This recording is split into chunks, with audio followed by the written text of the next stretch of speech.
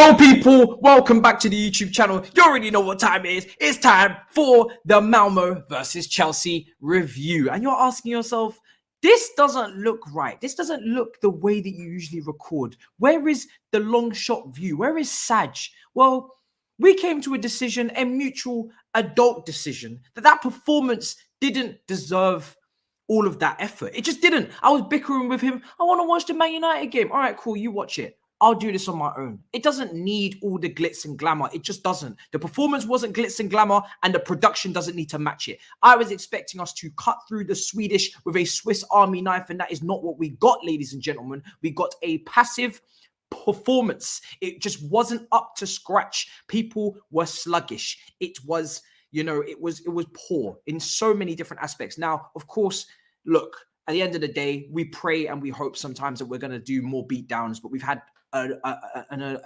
array of goals in recent weeks. Incredible. So at some point, we have to get back to boring Chelsea, and that's what it was tonight. It was a 1-0 win, courtesy of Ziyech. Hudson-Odoi with the assist. It was a great ball across the box. Havertz had a hand in it as well. But I would be lying to you if I told you that I was impressed and ecstatic with the attack tonight. The attack tonight could have been so much better. In fact, in every other department in the pitch, I feel like the defense, the back three, the pivot in midfield, they were comfortable, they were at ease, they were cool, they were calm, they were collected. They didn't need to go into second gear, let alone, third and fourth. They really were just gliding through the game comfortably today. Malmö did not offer up any threat or any real issue for us defensively. And that's exactly what we expected. Not to disrespect them, but we knew going into the game they were Europa League level opposition, that we would not have to, defend for our lives. Mendy really, I don't remember him having to make a save. But going forward, just like we saw in the reverse fixture, we was hoping and praying and wondering, will we see,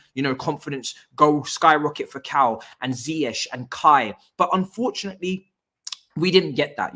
Those guys up front today, they were, they were a little bit inconsistent with some of their actions in terms of in the final third, trying to be, effective. Hudson-Odoi had moments, but then he was very quiet for the majority of the game, which was unfortunate to see as well. Kind of following on from the first half performance against Newcastle, where Ziyech was trying a lot of things, not the most effective, but Hudson-Odoi was also very quiet. I think the person that probably comes out of the worst of the front three is probably, Kai. He doesn't get a goal or an assist. He had a pretty poor game. He missed two very, very good opportunities for Kai. One on his left, one on his right. I don't even think it's just the finishing. I think it's the upper body strength. Go to the gym.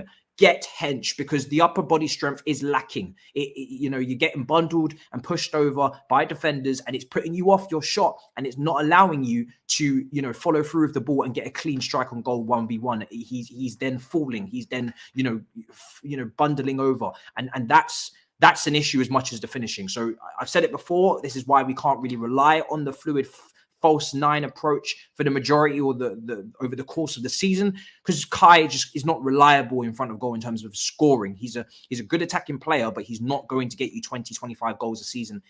He's just not. And that is what this Chelsea team needed last season with the conversion rate, and that's what we saw today. Kai had two great opportunities, both of them set up by, for me, the head and shoulders clear, undisputed, untouchable Loftus Cheeky. He was man of the match.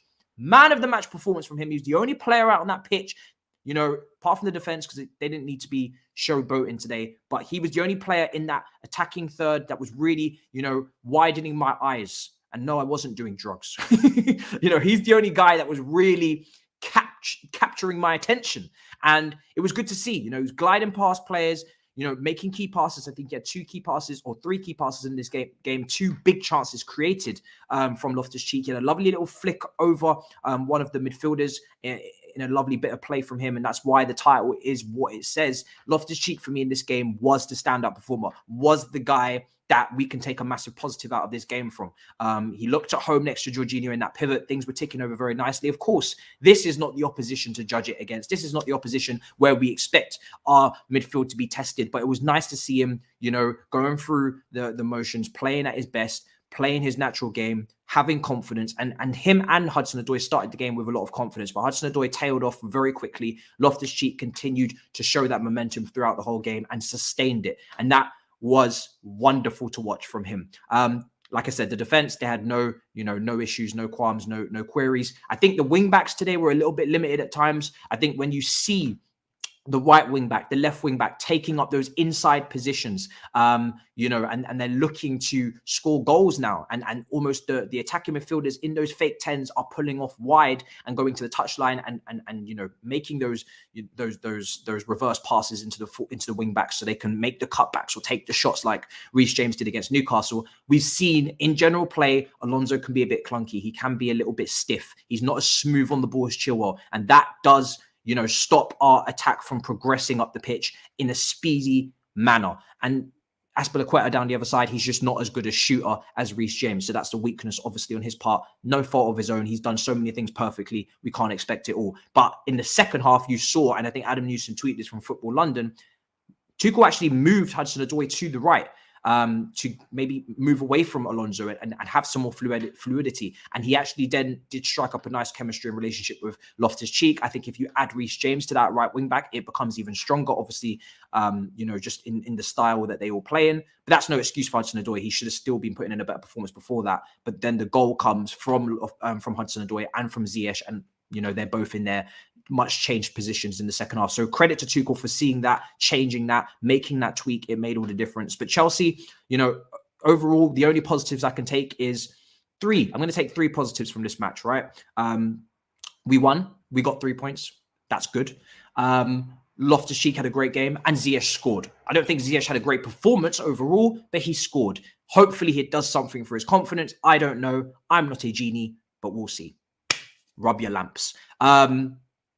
But yeah, clean sheet for Mendy, of course, that's to be expected. But I think Chelsea, they didn't really take advantage of the moment today. Obviously, we could have maybe brought on Harvey Vale off the bench if we had been more comfortable. I feel like we limited ourselves in terms of substitutions by not putting this game to bed. We didn't get Harvey Vale his debut, which would have been lovely to see. Sal Niguez could have got some minutes as well, which would have been nice for him. That's the one negative I'd say from this game, is that we could have maybe used our 5 subs. We could have got minutes for some players that maybe would have been nice for them to get on the pitch, but we couldn't because we didn't have the game wrapped up. The game is always a danger at 1-0. We did have to do a bit of defending towards the end, but Chelsea had something like 21, 22, 23 shots today. Completely dominated. Again, this is not a system issue. It is down, for me, individuals. It's down to the individuals in those wing-back positions and in that front 3. They have to be clinical. They have to convert. They have to be decisive. There have to be destruction. There has to be destruction. And I'm not ready to say Chelsea have fixed and made their attack, complete just because we beat Norwich and we beat Newcastle. Fantastic wins with great goals and loads of goals, but we'll see how this attack fares against Leicester, against Manchester United after the international break. We're enjoying our favourable fixtures, we're winning games, but the attack is still probably the weak point of the team, with the defence and the midfield being the strength. So nothing has really changed too much, but credit to the team for getting the win. Like I said, I hope you guys enjoyed this style of review. It's quicker, it's less sag, and hopefully, well, I'm sure you'll like that. But I just don't feel like this game deserved it. And of course, there's other things to attend to. We have to watch Atalanta versus Manchester United and see how they get on, because certain Manchester United fans were getting in my comments on the watch along. And I have to say, you're doing a lot of talking for a club that are in disarray right now. So I don't have any drink, but maybe you should go and buy some.